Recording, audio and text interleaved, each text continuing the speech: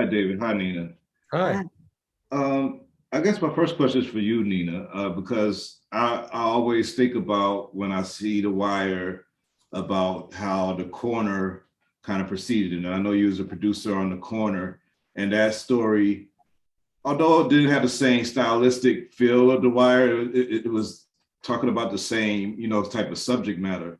And I wonder, like, as you're seeing the lineage of shows after The Wire, like currently we have Snowfall and everything else, do you see like a continued lineage of The Wire still on TV?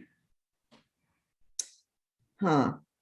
Um, you know, I'm sure that The Wire has influenced some other shows. I don't know. Just because it's out there, it's part of the popular culture now, which is amazing to us, actually.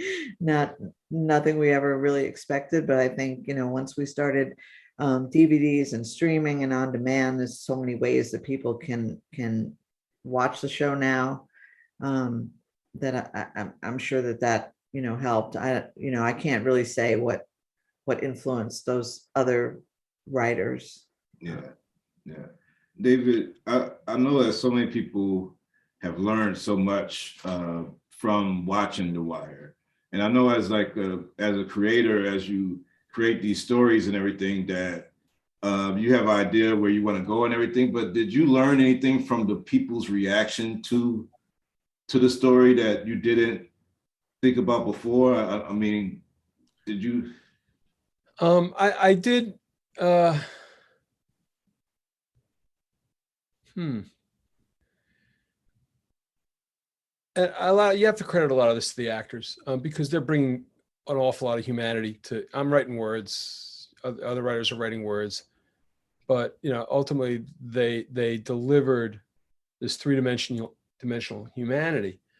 Um, so I got to credit the writers and also the actors with this symbiosis.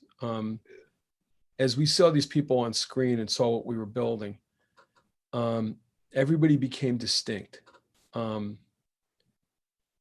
Poot wasn't Bodie. Bodie wasn't Wallace. You could put three guys at a table. Their voices and their outlook on life were all distinctly different, even though all three of them were basically playing, teenage slingers in a low rise in West Baltimore. The intimacy that the actors brought, and then how people allied with them and how those lives instantly mattered to people. We saw it when we were filming, like in neighborhoods in West Baltimore, East Baltimore, Lower Park Heights or whatever. And the actors would, these actors would come out of the trailers and they'd get ready to work. And people would regard them as if they were almost familiar neighborhood folks. Yeah. Instead of being Bodie from around the way, rather than Bodie, a professional actor from New Jersey, New York. That had a power to it. Made us feel as if we were at least connecting with it was an America that hadn't had a lot of A-list drama made about it. There were a million shows that were about doctors and lawyers and Indian chiefs in one America, and then there was this other America that had been it wasn't just on the outside economically and politically, it was on the outside culturally. Although there was a lot of cultural arbitration and cultural creation that came from those neighborhoods. There was a power. We were certainly, but something was going on there, and yeah, I was just proud to be a part of it. I was proud to be on that ride. There's so many bold stories that came out of The Wire and characters. And I don't know if it was intentional or not, but I feel like Michael K. Williams' character as Omar, as this gay gangster, was like so groundbreaking for just black people in the hood or whatever that's watching TV and watching this character that could root for this character. I mean, I know that I don't know if you uh, know about the perceived homophobia in the black community that was back then. But I feel like Michael K. Williams broke down a lot of that. Like for me, like I don't know if I could have rooted for that character before you created it. I want to know like the creation of that character. Where did that come from? And the rest of Happy Michael accident. K. He's a good friend too. Yeah, I Right? mean, obviously, yeah, a lot of it came from Michael K. But it was a happy accident to write that character as gay, and it was a practicality as well. There is a lot of homophobia, particularly in the Black community, and certainly at that time there was more. 20 years ago, and we found that we wanted to have gay characters in the world. We were creating a schematic of Baltimore. We wanted somebody to be gay. Because somebody is gay. That is what the world is, and we wanted to represent the world.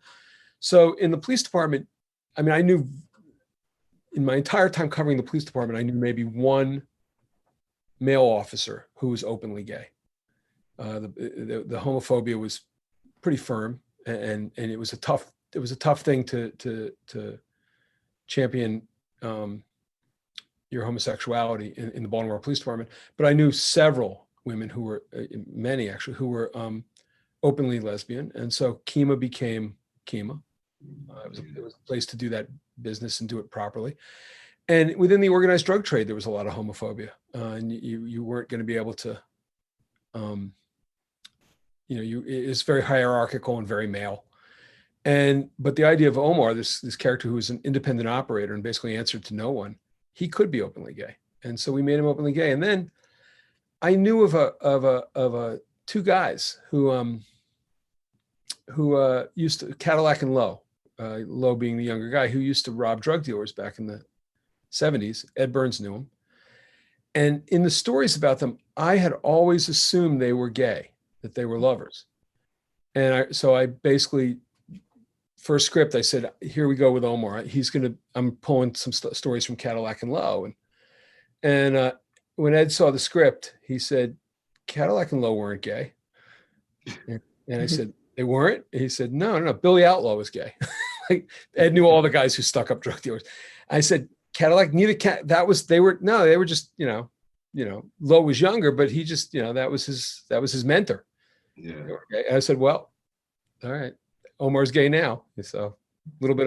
We out of time. I just gotta say, like, I mean, nobody's talking about Boston Legal and Deadwood. I mean, Lost as a drama series that you guys that won Emmys and stuff back in the day, but everybody's still talking about The Wire. We got our ass kicked on Sunday night by Desperate Housewives. I mean, they mopped the floor with us. So there you go. Well, look, y'all deserve all the roses for all the stuff y'all created and continue to create. Thanks for your time. Thank you.